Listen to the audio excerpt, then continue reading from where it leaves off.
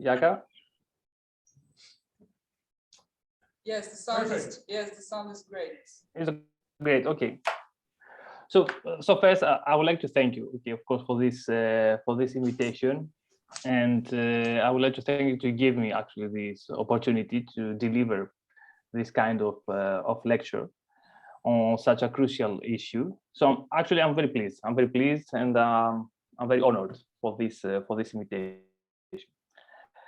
So let's go directly actually to the main issue of this lecture. So the title, as you can see, it is Online Platforms, Audiovisual Industry and Governance, Lessons from the Review of European Audiovisual Media Services Directive. So let's start by the facts. And when I'm talking about facts, I'm sorry, because I cannot change actually my PowerPoint. So sorry about that. There you go. Yeah. Okay.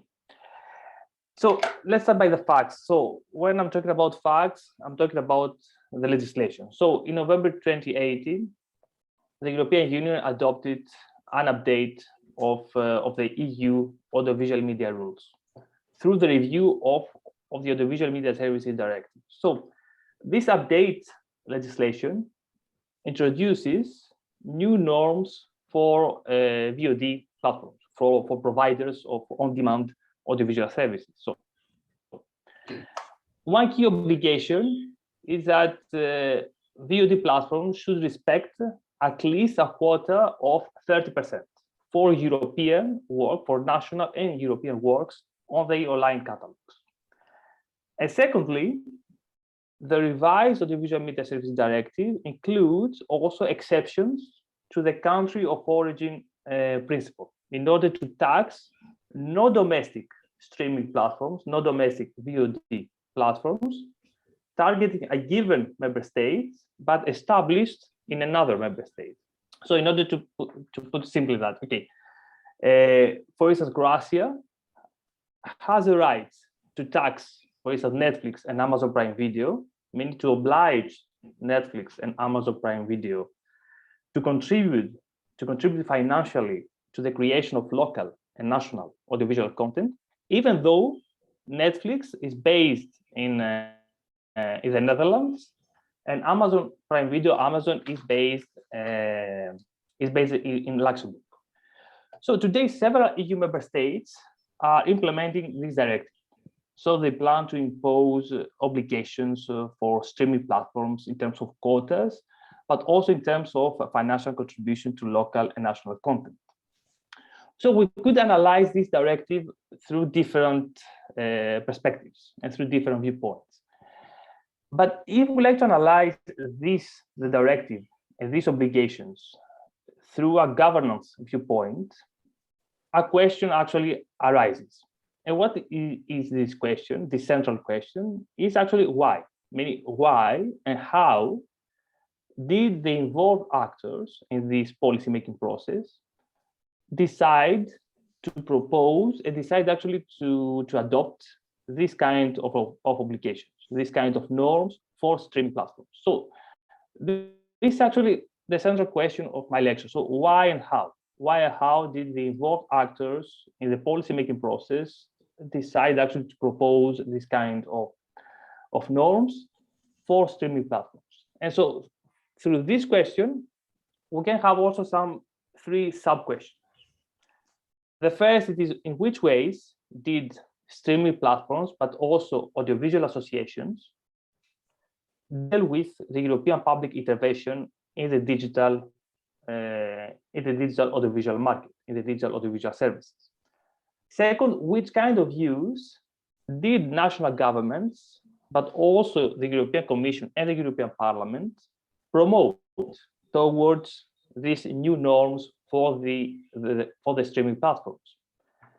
And third, a sub-question related to the COVID-19 pandemic: to what extent does the COVID-19 pandemic create new trends? Meaning create new trends in the audiovisual sector for a more dynamic implementation of these norms?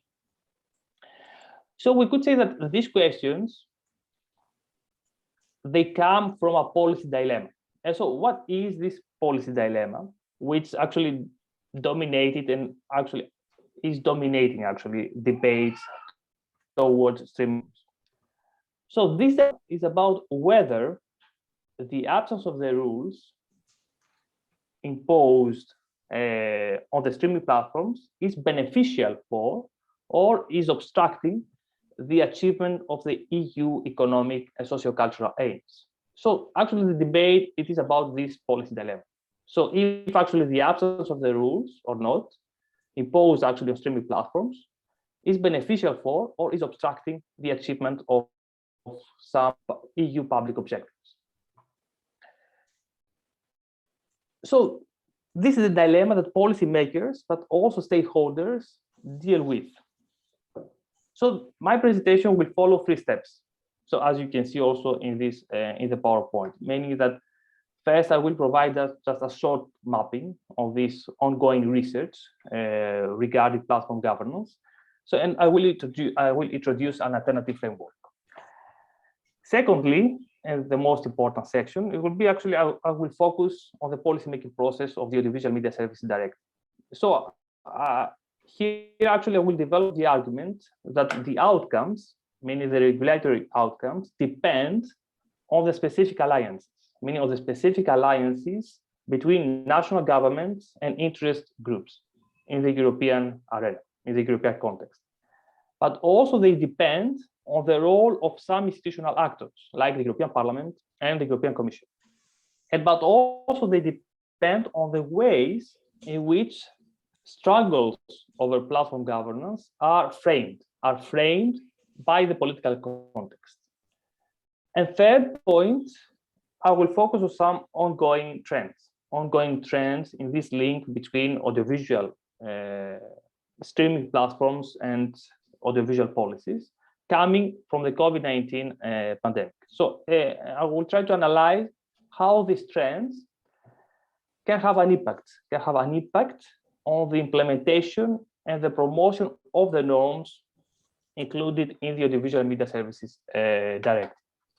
So 3 key sections, 3 key parts for this presentation. So first, and briefly, so in order to understand this question, I think it is necessary briefly to highlight how the existing literature, meaning how the literature on platforms understand the objectives of the platform governance and deals with platform governance in general. So which kind of arguments it has developed about the platform governance.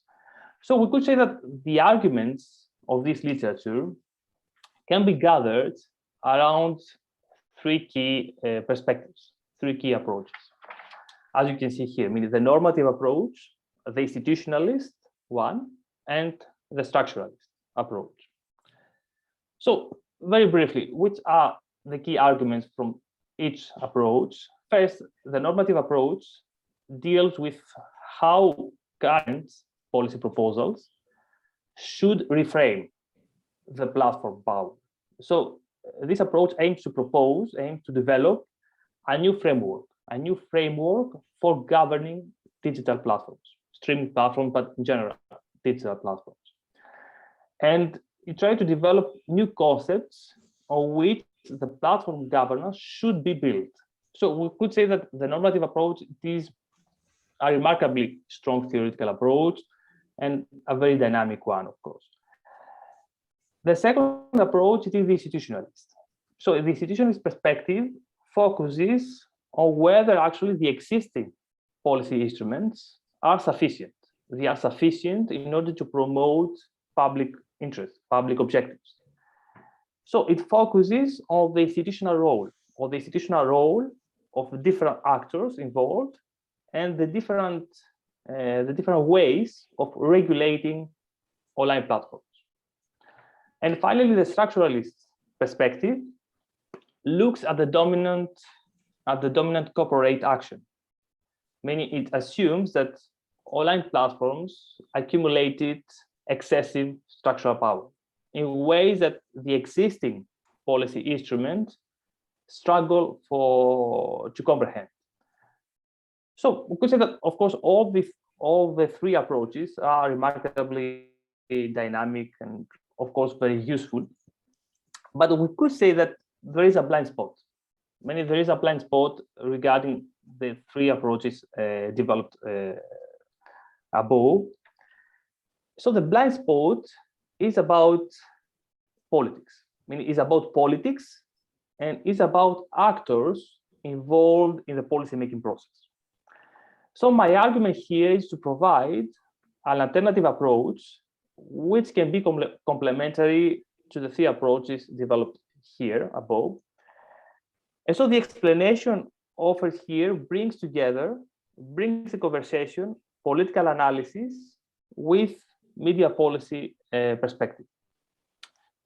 So I suggest that the normative, the institutionalist, and the structuralist approach assumptions leave little space for the discussion of politics, in platform governance.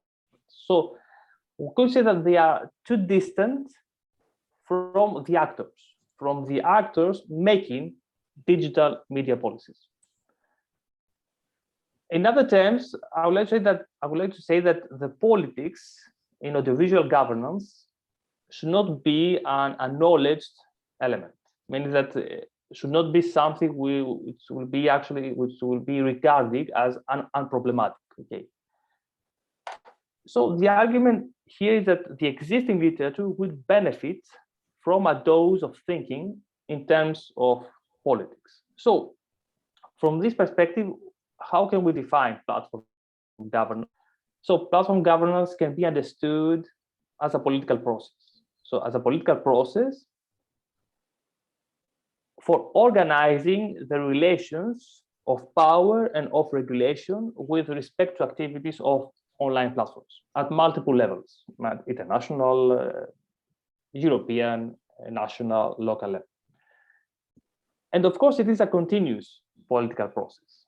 So it is a continuous political process within which a constant game of bargaining, of exchanges, of confrontations is made. In other terms, platform governance does not emerge spontaneously, meaning it does not emerge spontaneously from a deterministic logic of digital technologies or from business plans of global platforms, but instead, it is a political act. So platform governance, it is a political act shaped by conflict and by competing political views that aim to promote their own values and their own objectives. So the goal here is the Audiovisual Media Services Directive in situ and in action, meaning that explore or how the actors involved shape specific views on problems and solutions. So the aim is to introduce politics into the platform studies literature. So it is worthwhile to ask ourselves, who are the actors who are involved at the European level?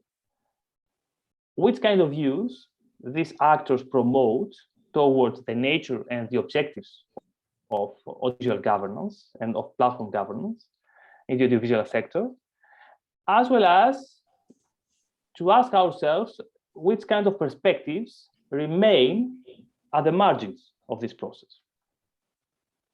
So this actually is the theoretical framework of the lecture. So let's go directly actually to the policy-making process about the Audiovisual Media Services Directive. So let's understand actually the review of the Audiovisual Media Services Directive through this perspective. So as you know, the EU audiovisual policy has not been static, meaning it is evolving. And we have several EU policy tools, such as, previously in the past, the Television Without Frontiers Directive, today, the Audiovisual Media Services Directive, and also the review of the Audiovisual Media Services Directive. So all these instruments have been designed for going hand in hand with technological transformation, but also with other kinds of transformation. So the review of the Audiovisual Media Services Directive is part of this process.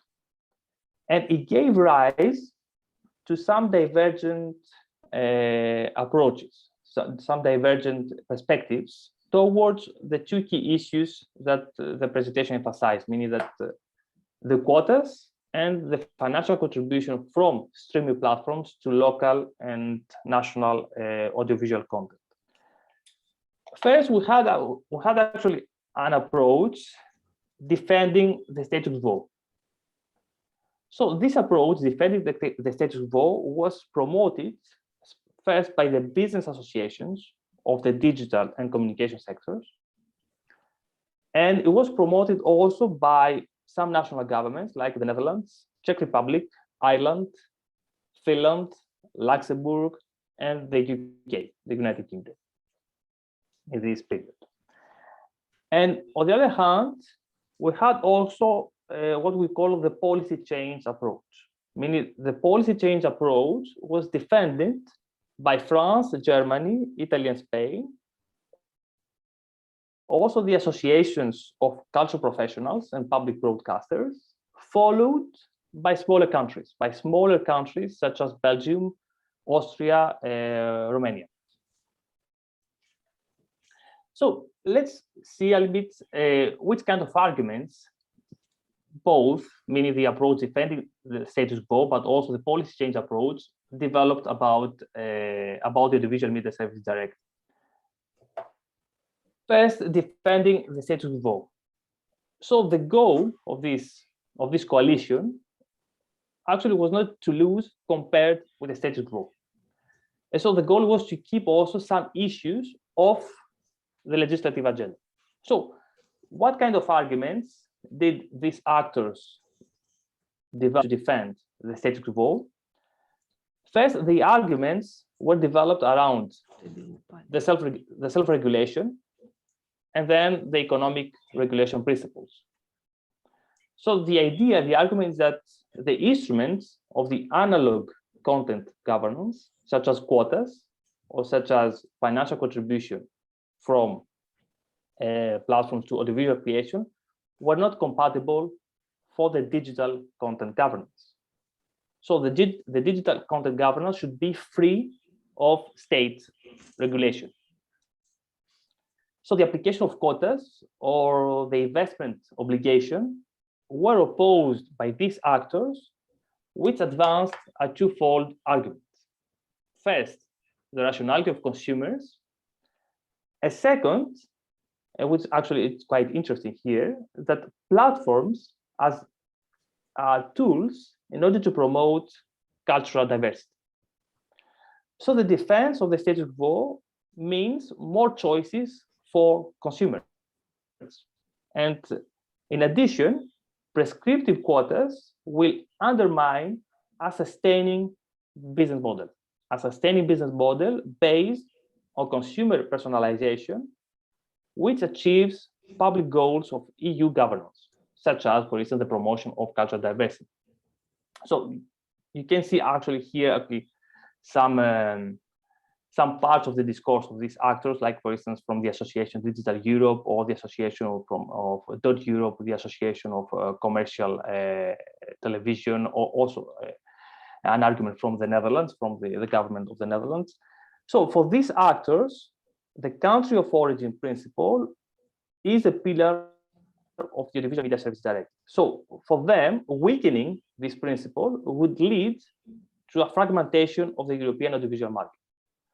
So this coalition promoted four key arguments: self-regulation, economic regulation, rationality of consumers, and cultural diversity, which actually it is quite interesting that the discourse of this actor was also based on the promotion of cultural diversity through the online platform. On the other hand, the second approach pushed for policy change. So the argument here is that even though public intervention is fairly common in the audiovisual sector, the existing measures strengthen the power of global streaming platforms. So this interventionist approach was referred first to cultural exception and to diversity of cultural expressions principles. So the main purpose of these actors was to apply these principles, many cultural exception and diversity of cultural expressions, regardless of the technological means, analog or digital, used for the production, distribution, or consumption of audiovisual content. So the cultural exception is mostly linked to the obligation that providers of audiovisual services, whatever they may be, I mean, it can be cinema theaters, it can be TV broadcasters, but it can be also streaming platforms. So providers of audiovisual services, whatever they may be, must participate in financing national and European audiovisual production. And the cultural exception is associated to the UNESCO Convention on Diversity of Cultural Expressions, which recognizes the specificity of cultural goods and services, and also it recognizes the legitimacy of public policies for the protection and promotion of cultural diversity. And a third argument developed by this coalition, except actually cultural exception, cultural diversity, it was actually the level playing field. So the third argument was about the level playing field, and this actually it became the main principle, meaning the main principle in order to call for a policy change. Why? Because for this coalition, the global streaming platforms were perceived as a threat, to a carefully established equilibrium among the different actors involved in the value chains.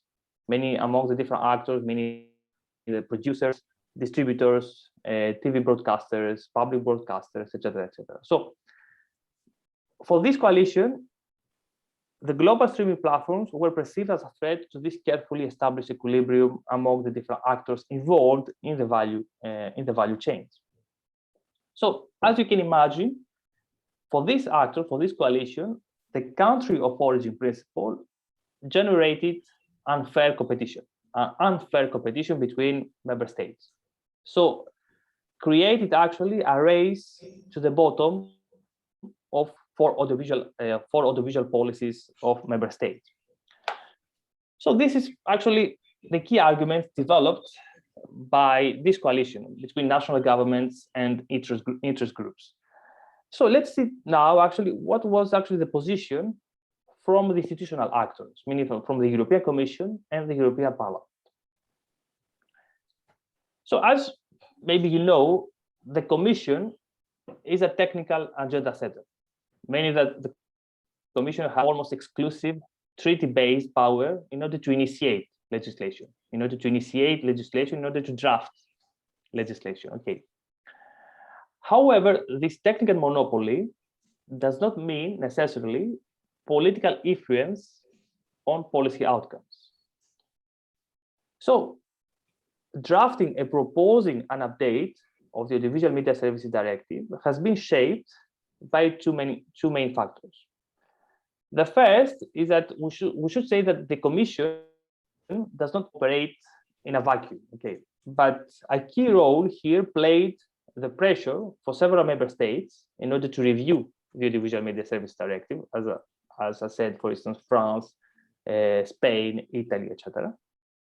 But also pressure for the European Parliament, which since 2013, the Parliament has called on the Commission in order to evaluate the extent to which it is necessary to revise the Audiovisual Media Services Directive.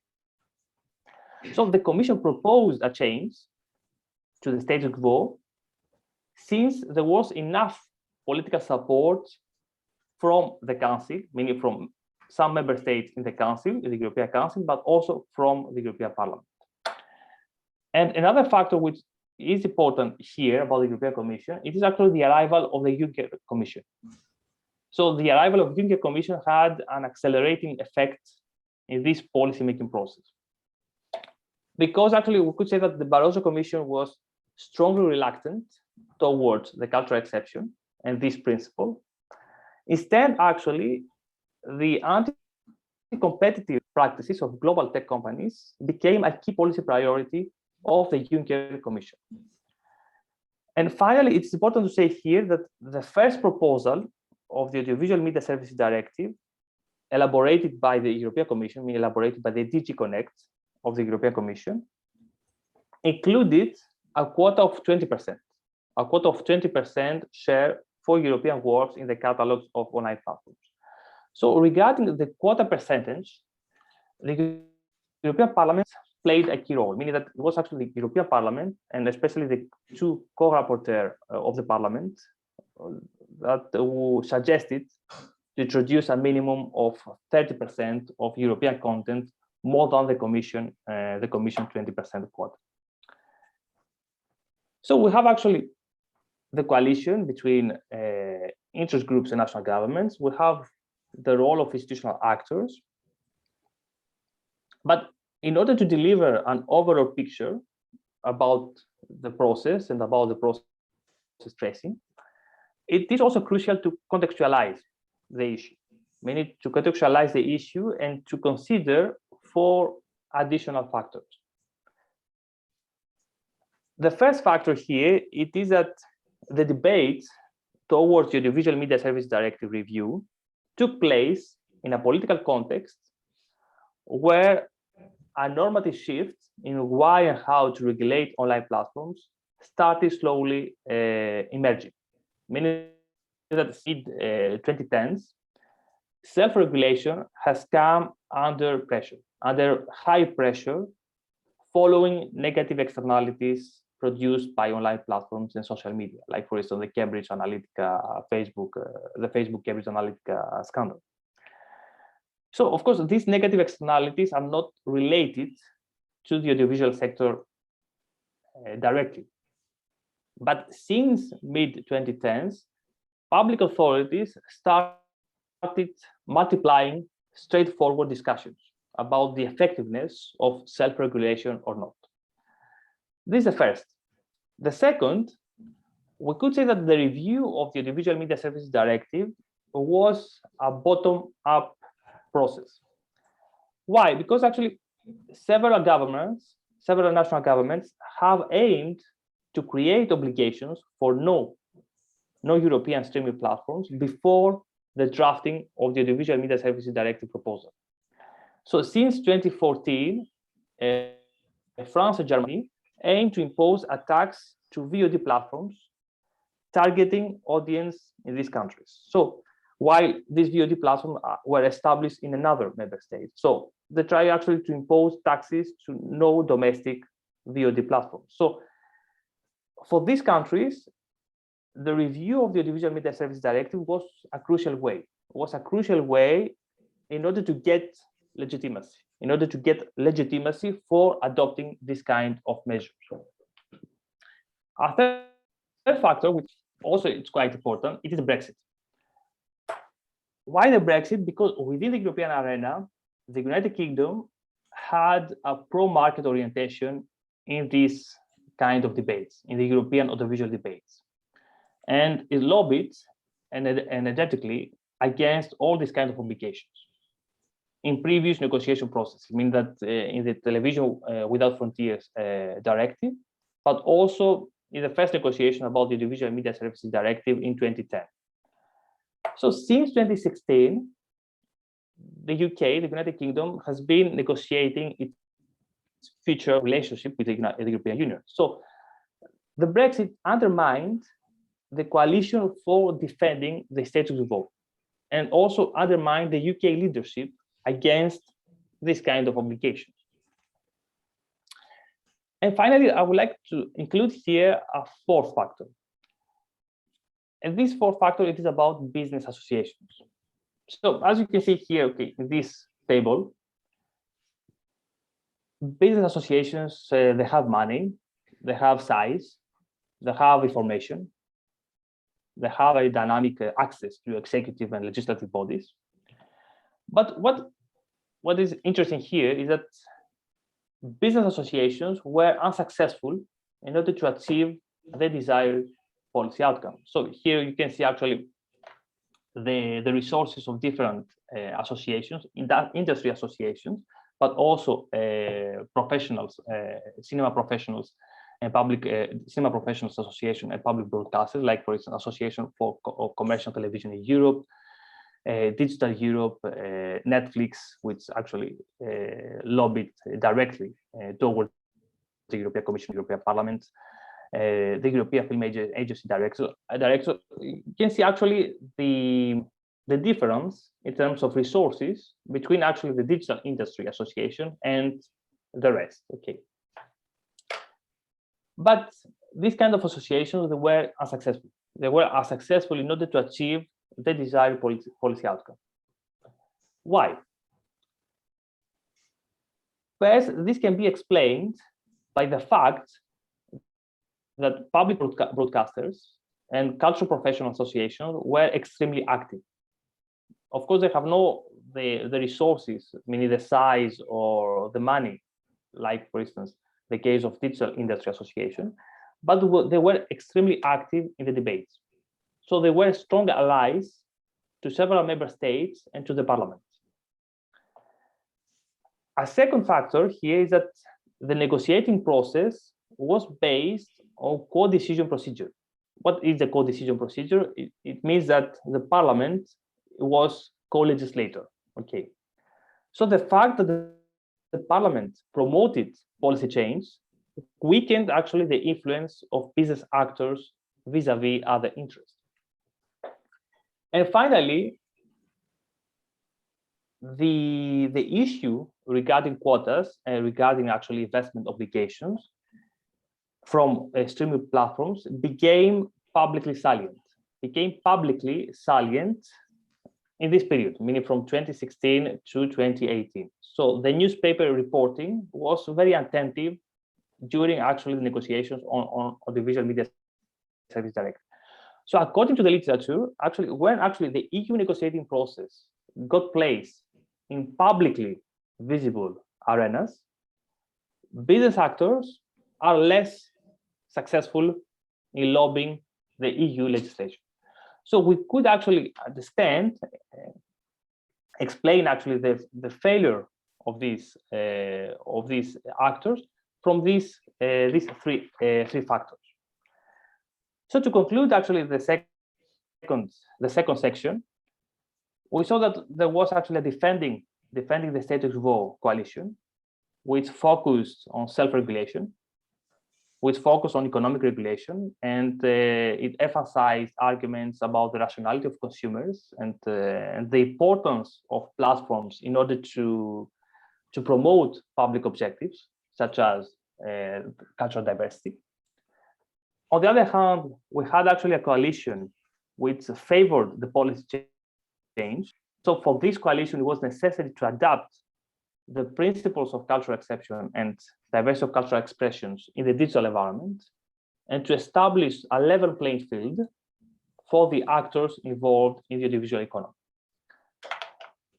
And so the framing of the Audiovisual Media Services Directive was shaped by a number of factors, such as the dynamic role of member states promoting a cultural policy toolkit in platform governance, and also the need of these member states for getting legitimacy from the European Union.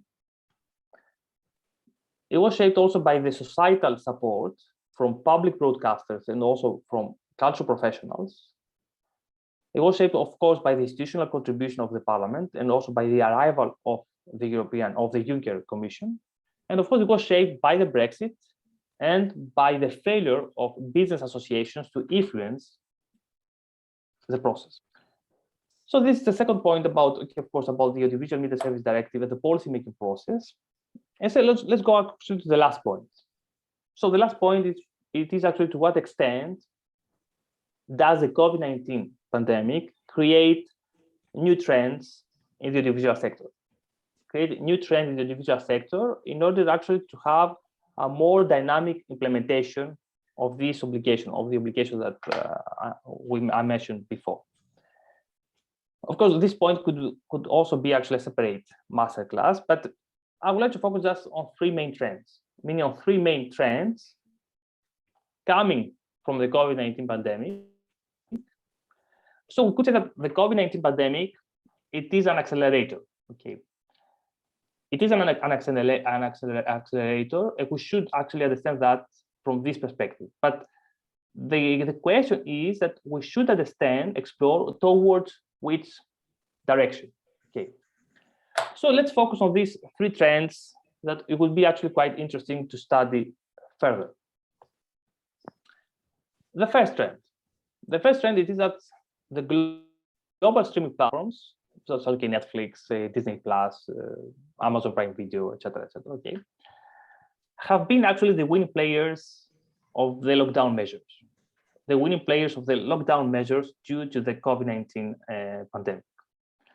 So the winning players in terms of number of subscribers, in terms of geographical expansion, as you can see here, for instance, Netflix, Amazon Prime Video, Disney Plus, Apple TV Plus represent more than 75% of the European subscription video on demand market. Netflix and Amazon Prime Video are available worldwide. Okay, the key exception is China. Also, Disney Plus will be actually available worldwide very shortly. So they were actually the winning players. There have been actually the winning players in terms of number of subscribers, in terms of geographical expansion, in terms also of content investment, and in terms of acquisitions. So we could say that the COVID-19 pandemic strengthened the powerful capacities of these actors, of these players, of US-based transnational platforms to produce and to disseminate audiovisual content on a global scale. Here, okay, in this PowerPoint, okay, you can see also some data related to content investment, related to acquisitions. And what is also very interesting here is that in the context of COVID-19 pandemic, the public diplomacy strategy have been also a key component in the overall practices of these players. So for instance, in March 2020, Netflix established a fund of $100 million in order to help cultural industries, but also public audiovisual agencies in the context of COVID-19 pandemic. Same thing from Amazon Prime Video, which established a fund of $6 million US only for the European audiovisual industry. And we can, okay, here we can add, for instance, the partnership between UNESCO and Netflix, etc., etc. So the first trend, the VOD platforms, the US-based VOD platforms have been actually the winning players. The winning players from the COVID-19 pandemic, especially from the lockdown measures due to the COVID-19 pandemic. So winning players in terms of subscriptions, in terms of content investment, in terms of geographical expansion, in terms of acquisition, and also in terms of public diplomacy strategy. But at the same time, there is also a second trend. And this second trend also would be very interesting to study further. So this second trend is related actually to this audiovisual regionalization. Means that we should study in which ways the global action of US-based platforms could initiate a new wave of audiovisual regionalization, mainly with a new regional media geography. Because in parallel to this first trend that I mentioned before, we see that several media and audiovisual operators aim to adapt their practices to this dominant trend. So, and they try to deal with the competition from global streaming platforms. So the global practices of US-based platforms could generate and can generate actually various media collaborations. So they have initiated a new wave of strategic alliances. So as you can see here, we can have actually strategic alliances between public and private national broadcasters, like for instance the case of Salto, the France-based VOD platform Salto, which actually it is a collaboration between the French public broadcaster France Télévisions and commercial networks. The same thing in the United Kingdom between BBC and the network ITV. Also, we find also the case of Each Art, the new streaming platform commissioned by the Italy's Culture Ministry with the collaboration of Chile TV online platform. So the first, we can have actually new strategic alliances between public and private, but also this global action of VOD, of the US-based VOD platforms, could trigger the emergence of a regionalization based on common cultural and language imaginaries, like as you can see here, for instance, partnership based on common cultural and language imaginaries, like for instance, the TV5 Monde Plus, a French-speaking VOD platform. But also we have the partnership between Grupo Televisa and Univision, and the goal is to establish a new Spanish language streaming platform.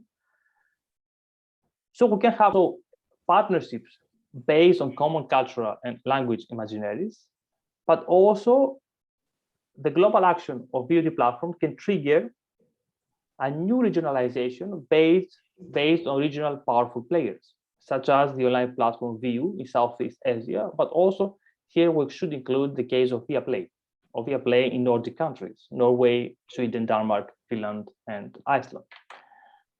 So the second trend is that in parallel of the first trend, we can see actually, we can notice a possible, the emergence of a new wave of audiovisual regionalization with a new regional media geography. So this new regional media geography can be based on this kind of alliance, strategic alliances between public and private, regional competitors, but also partnerships based on common cultural or language imaginaries. And at the same time, we have, of course, a third trend. And this third trend, it is actually an increasing public intervention, in the audiovisual streaming market. So today, actually, France, Germany, Italy, as you can see, okay, in the PowerPoint, Italy, Poland, Denmark, Spain, Sweden, Portugal, Belgium. So all these countries and also other member states, they have developed, or they plan to develop obligations for no domestic VOD platforms, obligations such as quotas, and of course, financial contribution from streaming platforms to the creation of audiovisual content. What is very interesting here is that in Denmark, the Danish government, very, very recently, I think that's just a few days ago, I mean, that's, I think 10 days ago, the Danish government announced that the streaming services will be obliged to let public officials inspect the recommender systems, the algorithm, meaning the recommender systems that shape which movies and other content are recommended to the subscribers, which actually is brand new, it's very important. We see actually beyond the European Union, in Mexico, in South Africa, in Australia, we have also discussions towards the imposition of quotas and the position of financial contribution from online platforms, from streaming platforms to local content. And also, stakeholders are discussing today other kinds of obligation for streaming platforms, such as the contribution from platforms to the infrastructural investments, but also discussions towards the Netflix button on remote controls and how actually this kind of this Netflix button can be actually a distortion in terms of fair competition, for public broadcasters. So to conclude, we have these three trends. So we could say that we have actually the emergence of a possible actually confrontation between a strengthened state intervention and on the other hand, a triumphal digital capitalism, meaning an overwhelming actually digital capitalism. And in the middle, we have also a possible regionalization in terms of streaming platforms. So on the other hand, we have a digital capitalism which is triumphal, which is overwhelming. So we saw that through the streaming platforms. On the other hand, we have also a strengthened state intervention. And in the middle, we can have also a new wave of audiovisual regionalization. So it's clear that today we're going actually to a more dynamic implementation of the Audiovisual Media Services Directive, a more dynamic implementation of obligations to streaming platforms due to COVID-19 pandemic. But at the same time, we should ask actually ourselves whether actually this kind of measures, this kind of obligations that I mentioned before, can be efficient. Meaning it can be efficient towards this overwhelming presence of global streaming platforms. Efficient, but also we should ask ourselves if these measures are sufficient or they are necessary. Meaning they are sufficient or they are necessary for the accomplishment of key EU public objectives, such as the diversity of cultural expression. So thank you very much for your attention. Actually, I will be very happy actually to discuss with you about all these points that I mentioned in my lecture. So thank you very much for your attention.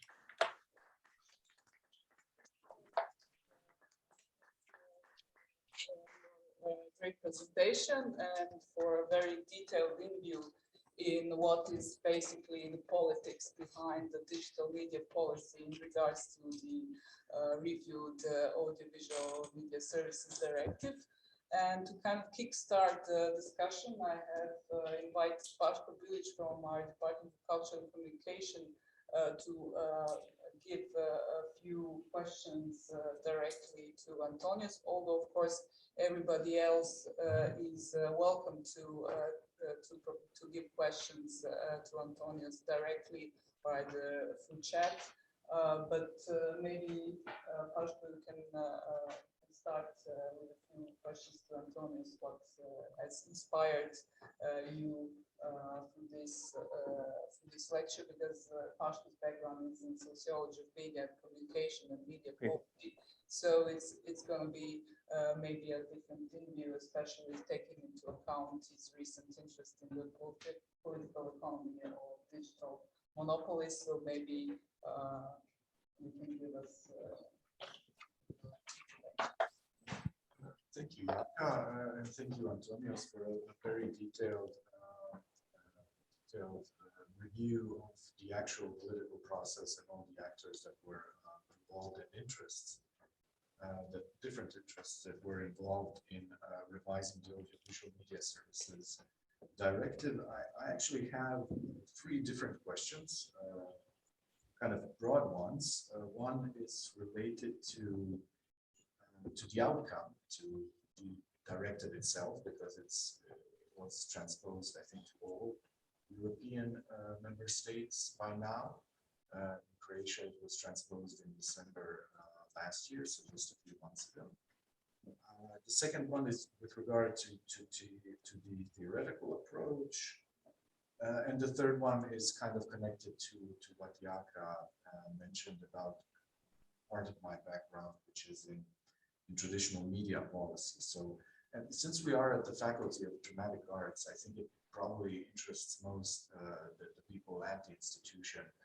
How would you evaluate the outcome of the Audiovisual Media Services Directive? And you mentioned the platforms, and for me, I'm going to be a little bit cynical here. For me, it doesn't look too different from the Television Without Frontiers Directive some time ago, which also kind of started discussing the issue of imposing quotas in the European broadcasting space, or European quotas.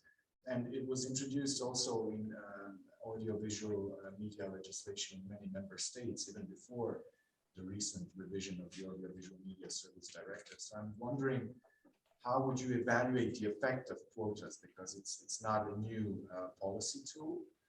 And how would you evaluate the outcome, the final outcome? Because if we look at the Croatian television market, in reality, what we have is reruns of German television shows such as Cobra 11 and Inspector Rex. So I'm kind of skeptical on how much the actual quotas approach can give us in terms of creating actual cultural diversity in the European media space. So feel free to answer, Antonios. Okay, so about the outcome, and yes, and about the quotas, I'm also skeptical. I'm also skeptical, like you, Paško, because as I said, okay, of course, we had this kind of discussions also in the Television Without Frontiers Directive, as you said, it's true. And something about the quota, this quota is strict, it's not flexible, which actually it's very interesting. Meaning that the position of this quota, it is a strict 30% share. Like for instance, the Television Without Frontiers Directive, the quota was flexible. Meaning it was actually, it depended actually the willingness of TV broadcasters to impose and to implement this kind of quota. Here actually we're talking about a strict quota of 30% share of European content in the online catalogs. Actually, I agree with you that, and I'm very skeptical about the quotas because we have actually a transfer from the analog content governance to the digital content governance. So a transfer of measures from the analog content governance to the digital content governance. And this kind actually of discussions, meaning the discussions that we had in the Audiovisual Media Service Directive and in the review of the Audiovisual Media Service Directive, it's not deal with some crucial issues. Meaning that quotas, of course, it is crucial. It can be actually important for the European content, but here, as you know, the presence does not mean recommendation. Meaning the presence does not mean consumption. Meaning the presence in the catalogs of online platforms does not mean that the content will be recommended by recommended systems. Or it doesn't mean that, of course, that we're going to have consumption of this kind of content. So first, I would like to say that the Audiovisual Media Service Directive did not deal with, for me, okay, with a crucial issue. And this crucial issue, which actually is related to the COVID-19 pandemic, is related to the data. Meaning that the overwhelming presence of global VOD platforms is expected to strengthen the data asymmetries, meaning the data asymmetries among different stakeholders in the audiovisual sector. So today, actually, the US-based platforms deal with vast amount of data, which goes actually beyond the scope of institutes for cultural statistics. It goes beyond the scope of civil society organizations, beyond the scope of researchers, of policymakers, etc. And of course, the argument from the corporations, from the platforms, it is that the corporate claims that we need to protect this kind of data. We need to protect this kind of data from industrial competition. So the problem of information asymmetry across online platforms. So the platform owners treat data about content supply or content consumption as a trade secret. But here, actually, it is a problem. For me, the problem is not the quotas, is the financial contribution from streaming platforms. I think it is much more important than the quotas. But the quotas, actually, it is a debate that it's not so important.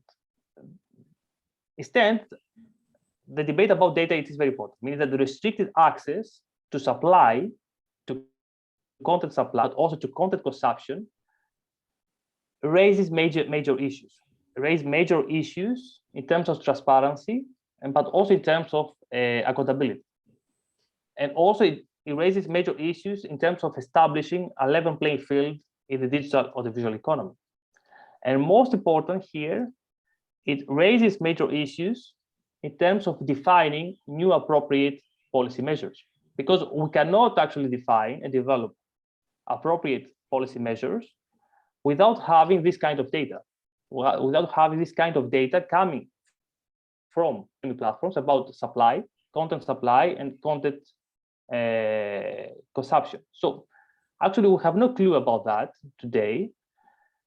So it is very complicated to define and develop appropriate public measures and successful public measures without this kind of data.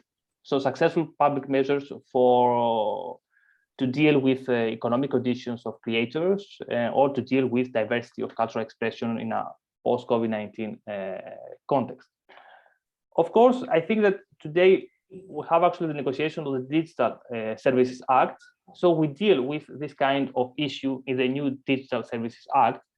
And I think that the EU is expected to adopt and implement in the next year, actually, this act, this new legislation. And I think this issue actually of access to data is included in the negotiation in the new text. But I agree with you that the quotas is not so important. I mean that it became actually a crucial issue among the stakeholders. But we leave actually aside questions which are more important, like for instance the case of data, also the case of discoverability, meaning that, as I said, the presence does not mean recommendation, and also it does not mean consumption. So we need actually to develop new measures in order to boost actually visibility, in order to boost discoverability of European content, of local national content, but also the European content. And so these kind of measures go beyond actually the quotas. It's my kind of, if I could jump in, as we already kind of discussed in our last round table, how policies are always lagging behind the practices. And what would you kind of say? Yeah, just only one thing. Can you use the microphone, because I cannot hear you very well? Yeah. Is this better? It's better. Yes, it's much better. Yes, thanks. Sorry for jumping in, but it's for me that as a good opportunity to jump in, as is it connected to your previous answer to the question. The policies are always lagging behind the practices, and what would you kind of say that the main policy lag of the European Union audiovisual policy is? Are there some countries that are better in this way, or less lagging behind than the others? I mean, you noted some of these issues in your presentation, but kind of what would you kind of assessment be? And how are kind of the small countries faring in this regard, comparison to the big ones?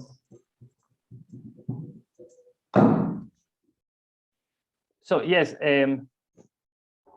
so here actually it's a question of politics. Okay, I mentioned that the policy-making process is based on coalitions, meaning on the creation of different coalitions. So of course, we can have big countries and with strong interest about new measures towards streaming platforms, like for instance France or Spain or Italy, and we can have also small countries.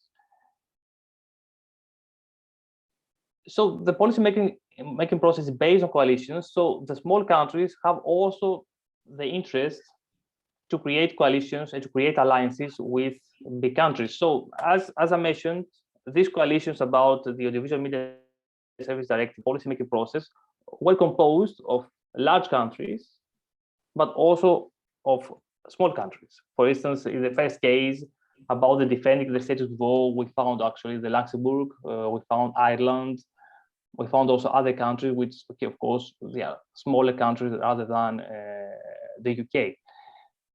On the other hand, also about the policy change approach, this coalition was composed especially of France, Italy, Spain, but also we found also other smaller countries, like for example Greece or Romania, which actually followed the trend, which follow actually and tried actually to promote this kind of policy change.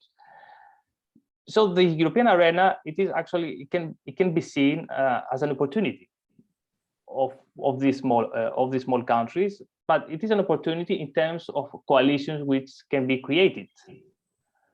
And as you can see here, there is not actually a divide between large countries and small countries in the policy making process. We have actually large countries which were against and large countries which were for the review of the Audiovisual Media Services Directive, and the opposite. So the policymaking process goes beyond a divide between some countries or large countries, or a divide between Eastern Europe or Eastern and Western Europe, or Southern Europe and Northern Europe, means that these classical cleavages that we found sometimes actually in the policymaking process within the European Union.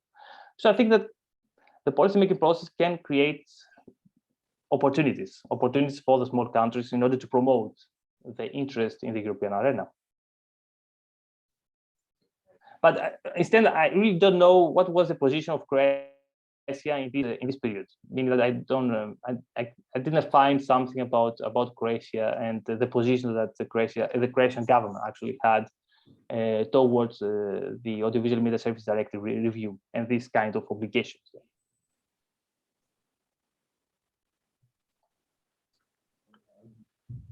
I'm not aware of any crystallized Croatian position in that regard, because it's usually kind of a follow-up implementation of what happens at the European Union level. But in terms of this kind of cleavage or supposed cleavage between small and big countries, of course, Luxembourg, as a small country, also is a tax haven, so they have a very specific interest compared to Ireland in that regard, in terms of defending status quo, as you said. But I wanted to kind of jump to my second question, which is also connected to a lot of the issues that you raised already in terms of data and how data should be governed, and also to an extent in terms of quotas, but also more closely related to what you mentioned as kind of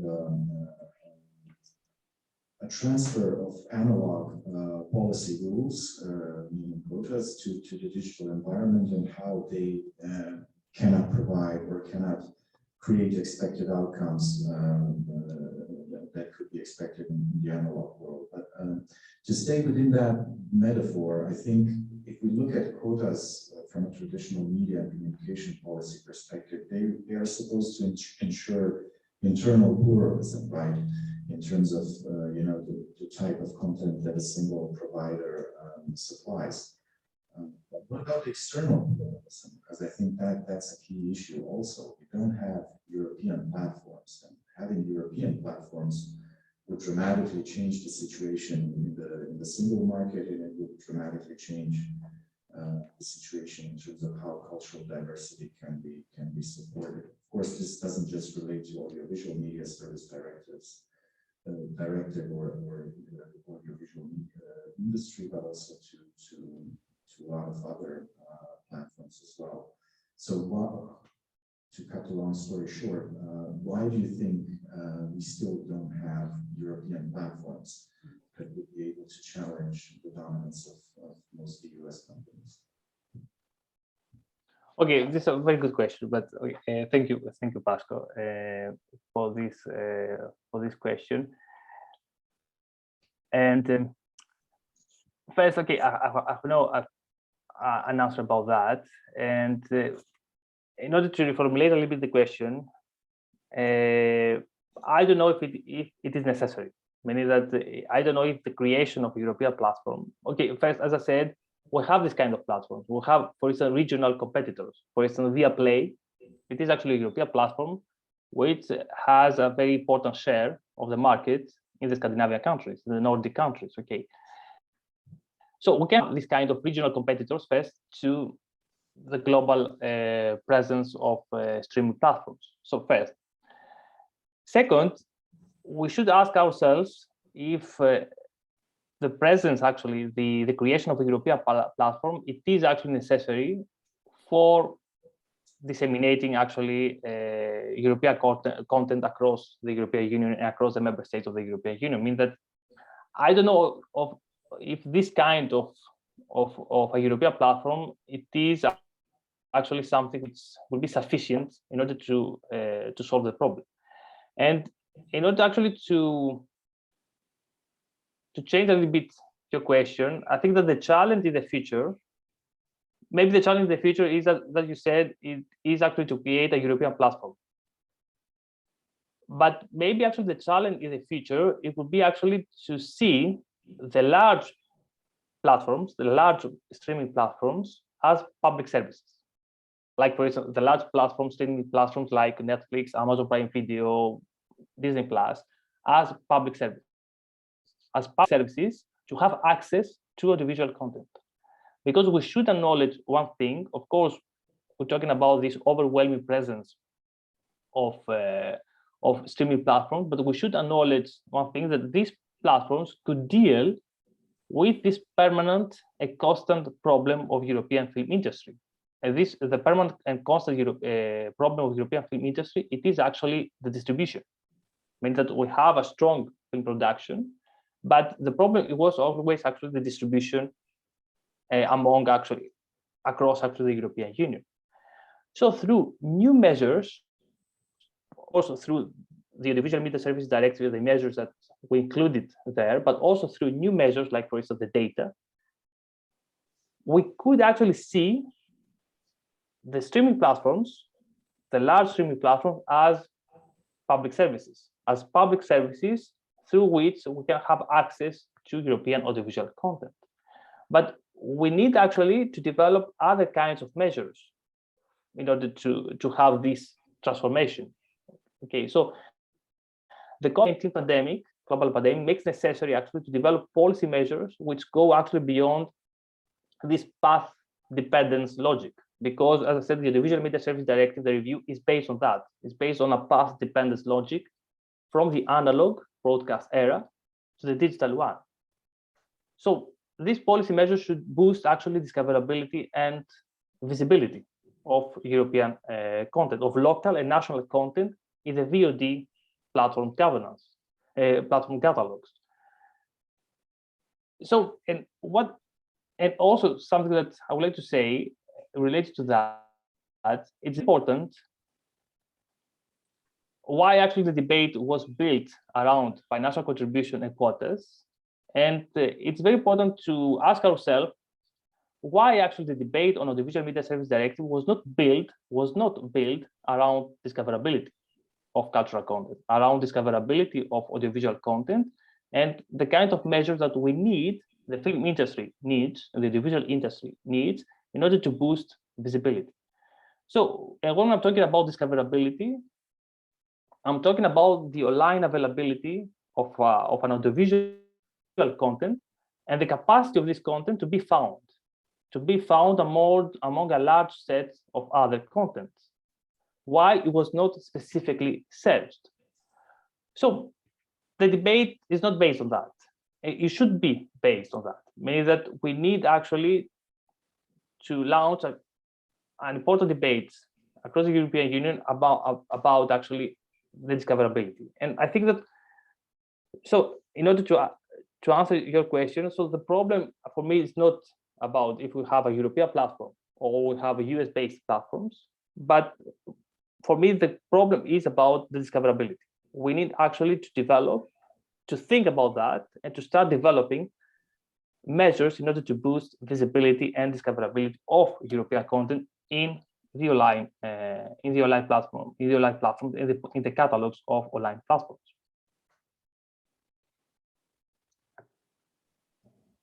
Wouldn't you say then that the European policy process is too slow in this regard, and that basically in this way the European audiovisual industry is not actually prepared for the process, as you said, basically in your article, for the process of platformization as the dominant structure of the global audiovisual industry. So would you say then that the European audiovisual industry is lagging behind? And I would agree with you that the concept of European platform maybe would not be a good one, because as we see some of the other types of these top-down approaches have not been successful in other fields.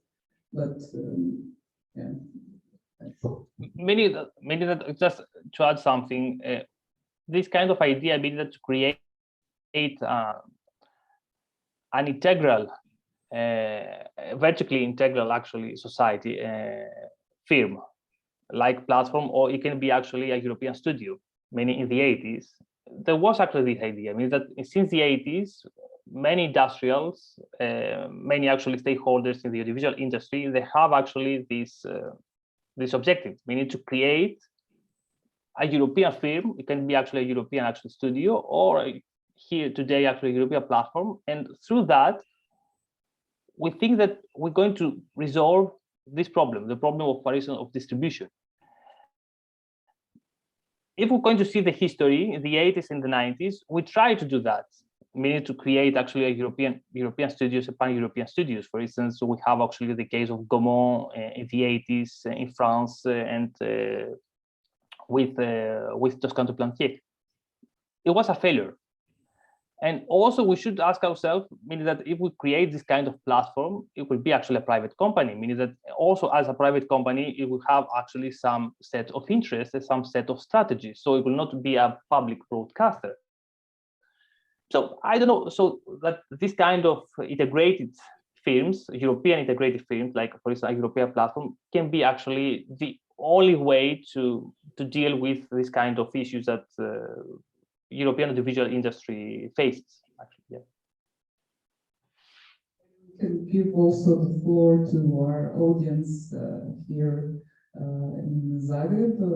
I'm sure that there are some questions that have arisen during the presentation or not. I had a feeling that there was a question. So. Yes, thank you. Thank you for the presentation and for all the data that we got and the information about the whole scope of the streaming services and the legislation that accompanies it. Just to follow up on the data in Croatia, so the new act that's regulating streaming services in Croatia is the Electronics Media Act that was put in place in late 21. It follows the directives of the European Audiovisual Media Service Directive. So the 30% quota is in place, and another 2% of investment, well, actually two times 2% of investment is in place as well. So 2% of the total turnover is invested into Croatian Audiovisual Center. That's going to become funding of content coming from the Audiovisual Center. And another 2% is of the turnover is supposed to be invested in the Croatian content through independent production. And this is going to be accumulated and calculated, revised in 2-year periods, meaning if the 2% is not invested, it should go to the Audiovisual Center through direct funds, if the production, the 2% of the production is not in place. I don't know if you, a question for Mr. Vlassis would be, I guess you are acquainted with the practices across Europe. So regarding the percentage of the investment, do you maybe know the percentage in other European countries?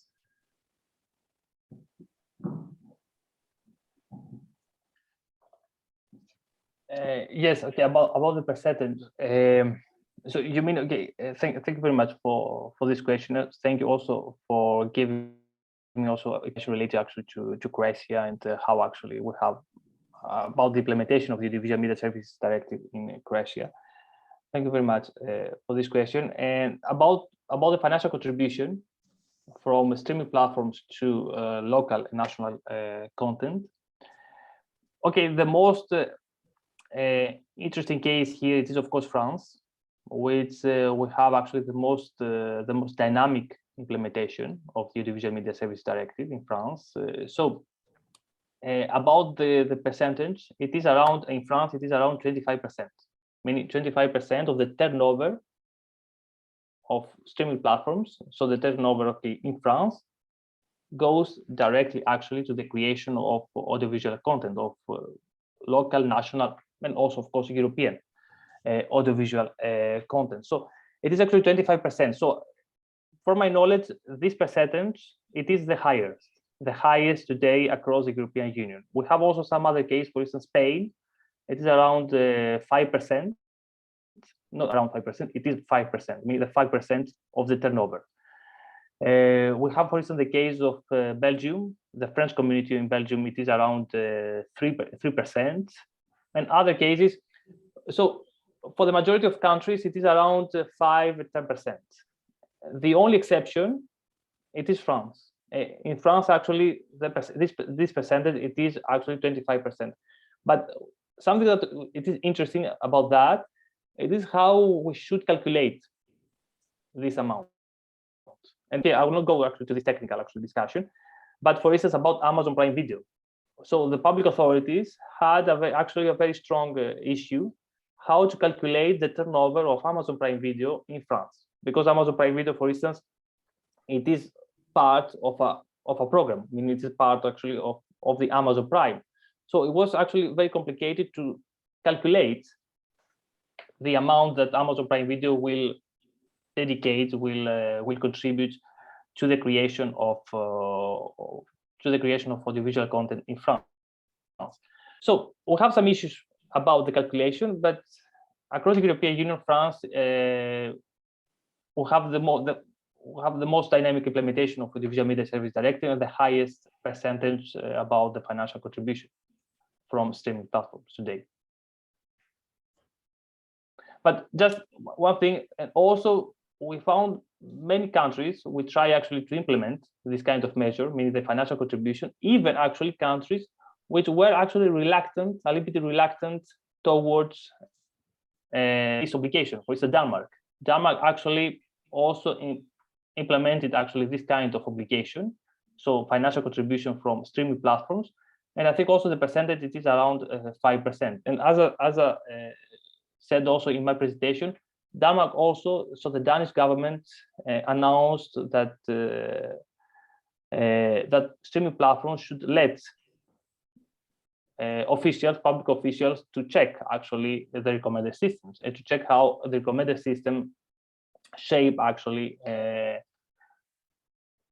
views of users regarding content in the catalogs, which actually it is very important as a measure. For the question and for the answers, does anybody else from our Zagreb audience have a question? Or Valerie? Yes, to thank Mr. Vlassis for the comment and the answer. And I have another question. When we speak of audiovisual content, we think mostly of films and audiovisual media.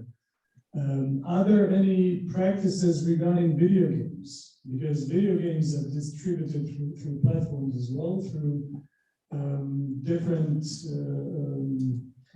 concepts that are similar regarding platforms, similar to the media services distributing audiovisual content, films and TV series. So are there any practices in place in the European Union with regards to video game distribution?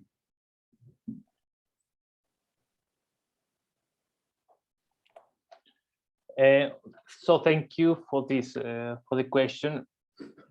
But unfortunately, I have no this kind of information. Means that about video games, I'm not specialist, so I cannot give you a concrete answer about video games. But in any case, I would like to say here that we need to be actually very aware about the negotiations in process. Maybe that today actually we have in the European Union negotiation of what we call the Digital Market Act and the Digital Services Act. So I think the Digital Market Act was adopted a few days ago.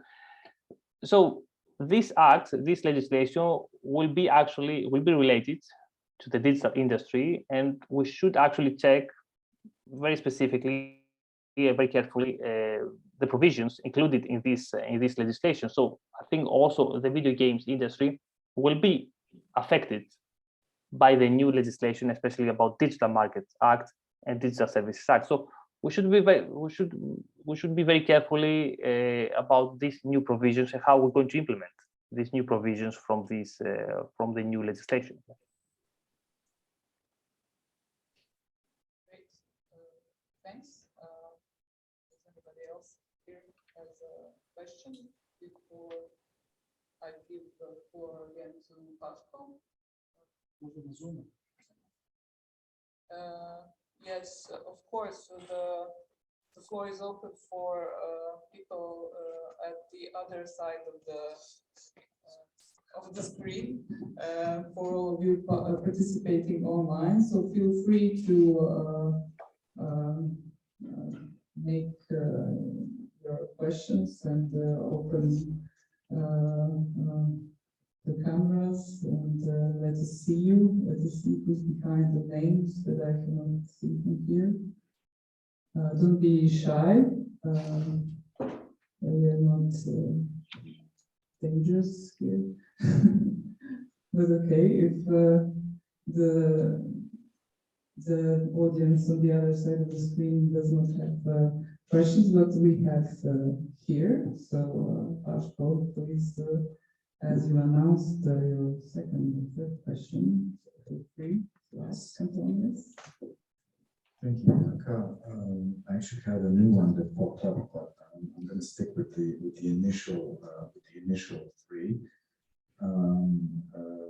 And this is kind of in reverse order, because I have a question about the kind of the starting theoretical position. You mentioned that you want to focus on the politics and the process of how the politics of creating or revising the directive,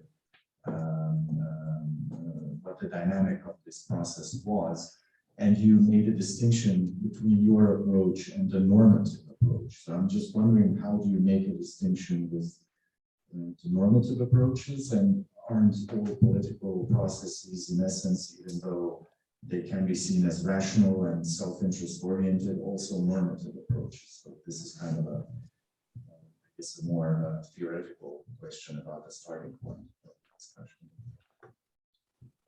So there's only one thing, Pascal. So the question, because I think the last point means that the distinction between the normative approach and the institutionalist approach, or not?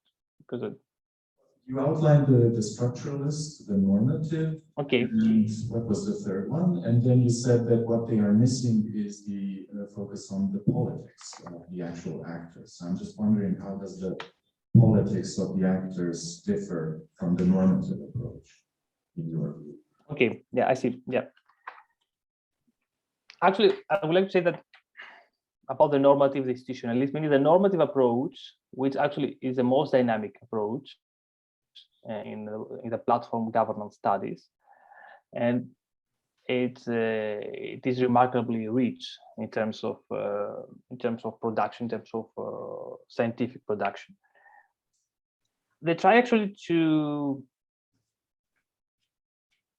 propose actually new concepts, meaning that the goal is not to understand the policy-making process, it's not to understand actually the politics, meaning how the actors involved, which kind of views the actors promote about digital governance, platform governance, but they try actually to conceive new models of regulating online platforms. See, this actually, for this reason, actually, I'm calling actually this approach normative approach, meaning that the goal here, the goal of this approach is to understand how ongoing policy proposal, how current policy proposal should reframe the platform power. So I would like to say that, so meaning that the starting point of the normative approach, it is the should, meaning that the goal is to understand, is to propose and develop a new framework for regulating online platforms. And the concepts of which, meaning the principles of which the platform government should be built. For instance, one key concept here, okay, I have no time to develop that during my speech, during my lecture, because, for instance, the cooperative responsibility from online platforms. So the goal is to see how these concepts should be implemented, should be adopted, it should be developed and implemented in different contexts. So the goal is not to understand policymaking process, but is to promote, to develop new actually principles for platform governance. And on the other hand, the institutionalist approach, it is related to this approach that I presented, but I could say that it is more static, meaning that the goal of the institutionalist approach is to actually to provide an anatomy of the role of each actor, so to see how policy measures are functioning actually. So the goal is to understand how it focuses on the institutional role of each actor, of different actors involved, and the different modes of regulating online platforms today. Okay, so this is actually the main difference between the two, between the institutionalist and the normative, but both, they do not deal with politics. They do not deal with the policy, with the policy making process. Of course, this kind of approach that I developed is not something, it's not brand new, meaning that we have also other kinds of studies in media governance which deal with this kind of approach, meaning with the policy making process, meaning, for instance, Friedman, Manuel Pupis from Switzerland, and other kinds of scholars. So we have also a rich literature about the policy making process. So the approach that I developed and I presented, it is actually in the continuity of this literature. Yeah. Add a quick follow-up question to that, because the reason why I asked that was to kind of pick up on what you said about recommender systems and algorithms. So which approach do we need to analyze recommender systems then? Do we need a politics approach again? Of course, as academics, we can choose, but we're also talking about policies and different political processes start, and it has different effects on different industries. But which approach do we need? Because there were also discussions on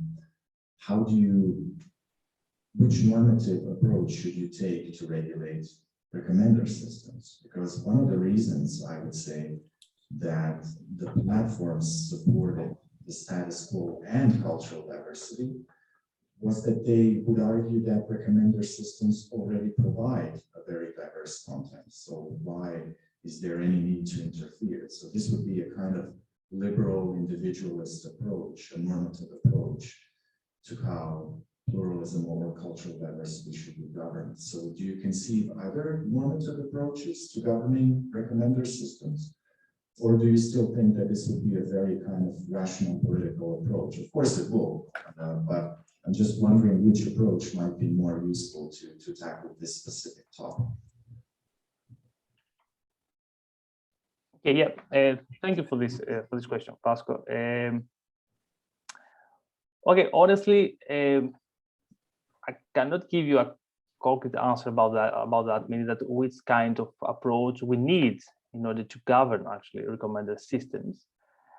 But as you said, the most urgent topic today, it is about to get access to the data, meaning that before governing recommended system and before starting thinking about that, meaning about which kind of approach we need in order to regulate recommended systems, we need data.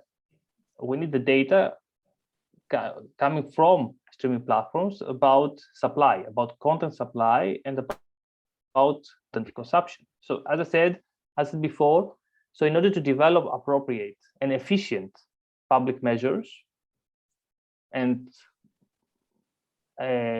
approaches towards recommended systems, we need data. And we have no this kind of data. We need data as policymakers, so we need data as civil society organizations, but we need data as researchers, also as scholars, because we have no this kind of data. So we don't know if streaming platforms promote, for instance, diverse cultural expressions. We have no this kind of data. If we have access to data, it is very restricted. It's very restricted. For instance, we have the top 10 from Netflix each week about the top 10 of series or top 10 of films, but it is very restricted. So this kind of topic, for me, it is the most urgent today. So before developing an approach in order to govern, in order to regulate recommender systems, we need to decide about which direction we're going to take. And in order to decide which direction, we need data that we have no access today. And I think that the new legislation of the European Union could actually will deal actually with this kind of issues. But of course, after that, it will be actually the implementation of this kind of legislation. And of course, we need actually the collaboration from streaming platforms in order to get access to this data. Because as I said before, for platform owners, this kind of data it is actually a trade secret. So they need to protect data from industrial competition. But of course, there is an asymmetry, because it's not the same thing for cinema theaters. It's not the same thing for cinema theaters. It's not the same thing for public broadcasters or for TV broadcasters. But it is actually the case of streaming platforms, and they treat this kind of data as a trade secret. So there is an asymmetry, and we should deal with that before developing a new approach for regulating recommender systems. Do you think that actually there is a hope on streaming platforms opening up this data to be more public, or do you think that the additional research that actually the European Commission is asking for and is actually developing different calls for gathering data is going to be sufficient, or at least kind of complementary? Because we know, for example, now for us for doing research, there are several horizon calls that are dedicated to audiovisual industry and film industry research, and one of the issues is actually gathering the data which is connected to online platforms as well. But so how do you see this two different kinds of streams? Do you think that there is kind of hope in the opening data of platforms through the pressure from the Commission and other stakeholders, or is the way actually doing additional research which can never actually complement in a way this black box of streaming platforms?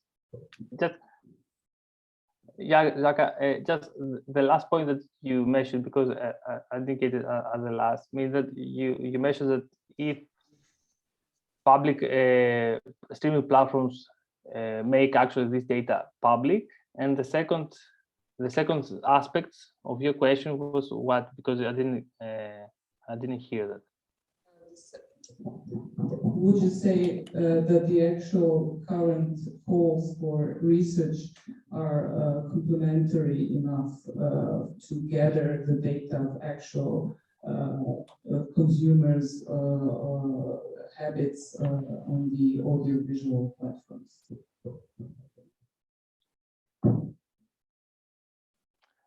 Yes. So about this question, I will go back actually. I will go back actually to my approach. Means that we cannot have actually an answer, because we should see actually the coalition. Means that if this kind of data will be public, will be public, or which kind of approach we're going actually to develop. It would be actually very interesting to see the different views that actors promote about that. So for me, from my viewpoint, the interesting point here is to understand and to explore which kind of views the actors involved develop about that and promote about the access to data, meaning which kind of arguments online platforms explore and develop, promote, but also with kind of arguments the other kinds of stakeholders, for instance, the cultural professionals or public broadcaster, develop. Because I have no many, it would be very interesting to explore that, to explore which kind of views, which kind of competing views stakeholders develop about that, about this kind of issue.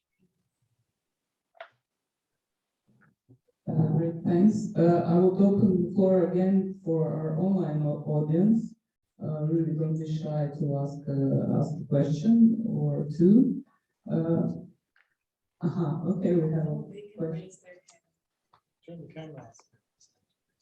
Yeah, raise your hand so we can see that you have a question, or just turn the camera on and ask the question.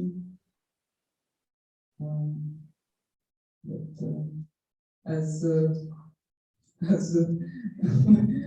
there are no motions on the screen that I can see, I would maybe kind of give the floor to Pashu to give his kind of go and wrap things up a bit, maybe to ask the last question, and then we'll give the floor to Antonios to kind of give his concluding comments in session. Thanks very much, Jaka, and this will be just a kind of a request for commentary. I noticed that you also mentioned the Amazon's purchase of MGM for 8.5 billion, which was cleared, I think, a couple of weeks ago at European level, and it's waiting for clearance from the Federal Trade Commission. And I'm just wondering what your comment on that merger, which will likely be cleared in the US as well, is from the perspective. I'm really sorry, but I cannot hear you because the sound is not so good. Maybe without microphone. Sorry about that, but maybe without microphone it would be better. I don't know. I'm sorry about. Can you hear me? Is for this, that. is this better? Okay, I can hear you. Yes, maybe it's better without microphone. Yeah. I'll try to fill in this large space with my voice because it's quite spatial. Okay.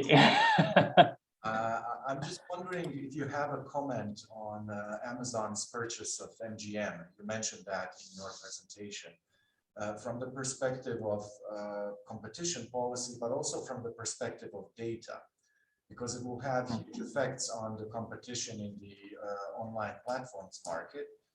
Obviously, Netflix is the leading streaming platform provider in the US and the European Union, but with this purchase, there is a possibility that Amazon will move to first place, not just because they bought intellectual property rights, but also because Netflix is highly dependent on Amazon's web services, which means also that Amazon is able to collect a lot of data on consumption patterns of Netflix users. So I'm just wondering if you have any comment on that. The European Union cleared the merger, and the FTC is struggling. The Federal Trade Commission with Lina Khan is struggling to challenge this. They will likely approve as well, as they are writing new merger rules. So I'm just wondering, from the perspective of competition in the platform market, how do you see this Amazon MGM purchase?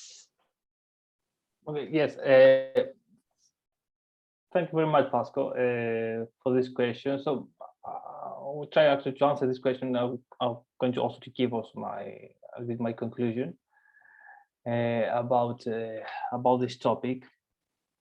And okay, in terms of competition, as you said, it can be actually quite problematic. But as I said before, we should take a careful look at the Digital Markets Act. I mean, the Digital Market Act seeks actually to deal with this kind of issues. I mean, with kind of issues and with this kind of these anti-competitive practices of streaming platforms. So we should look carefully at the Digital Market Act, how actually this act will be implemented, and how actually the new legislation, the new European legislation, could prevent this kind of acquisitions, this kind of initiatives.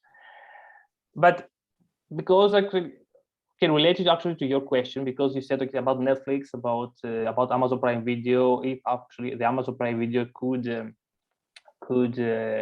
put into question the dominance of Netflix today. From my point of view, of course, we're talking here about a strong technological transformation. We're talking about the different US-based streaming platforms with strong capacity in terms of subscribers, in terms of content investment, etc. Okay, of course, we mentioned that before, of course. But on the other hand, we should see that also there is a strong continuity. Meaning there is a strong continuity in terms of balance of power here. Meaning there is a strong continuity since actually the 80s until present in terms of balance of power in the global audiovisual politics and in the global audiovisual economy, especially. Okay. So because actually despite the competition with each other, so the US streaming platforms actually benefit from technological advantages. They benefit from this large base of consumers, of online consumers.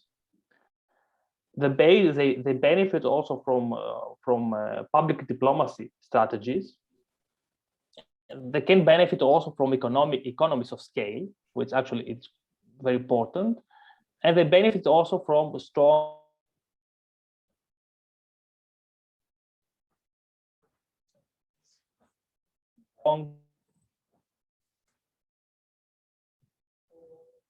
Something wrong with the sound? I think that this VOD, it's okay, the sound? Now it's better. Yeah, can you... Yeah, sorry. So just a last comment as a conclusion. I would like to say that this overwhelming presence of US VOD platforms actually established platformization as a dominant structure.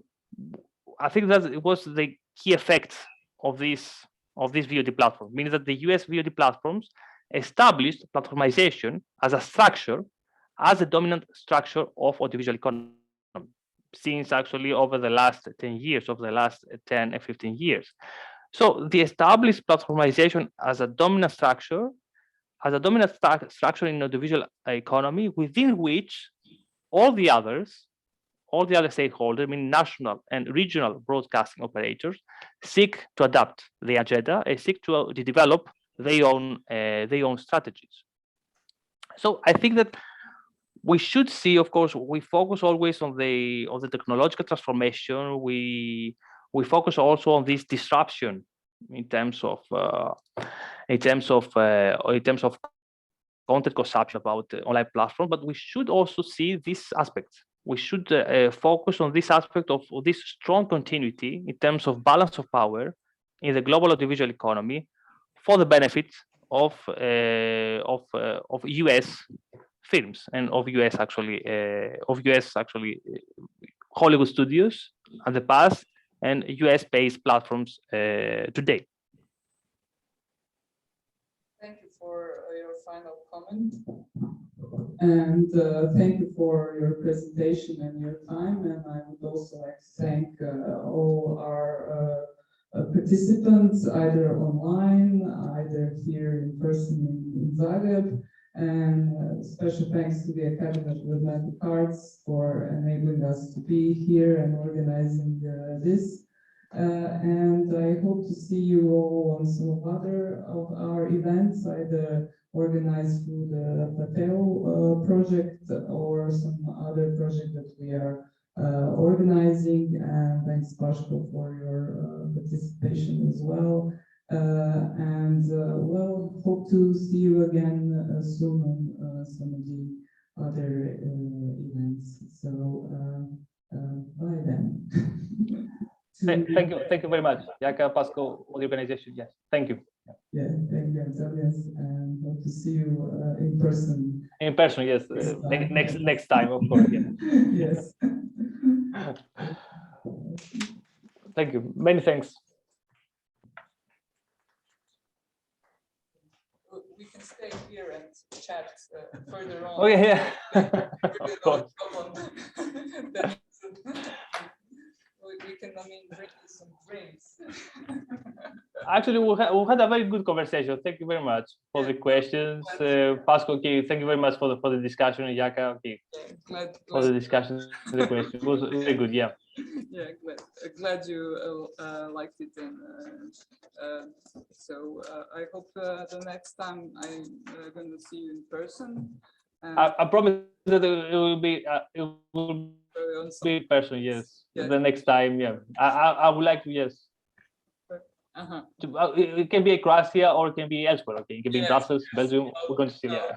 I invited you several times, so hopefully. We should do the opposite now. Yeah. Yeah, it's a pity about Dubrovnik that make it either, but yes. So I will get a drink now, but okay, yes. all alone. But I will think of you actually, guys. Okay. Okay. Have a nice evening. Yeah. You too. Thank you very much. Many thanks. Bye bye. Bye. Cheers. Bye. Bye.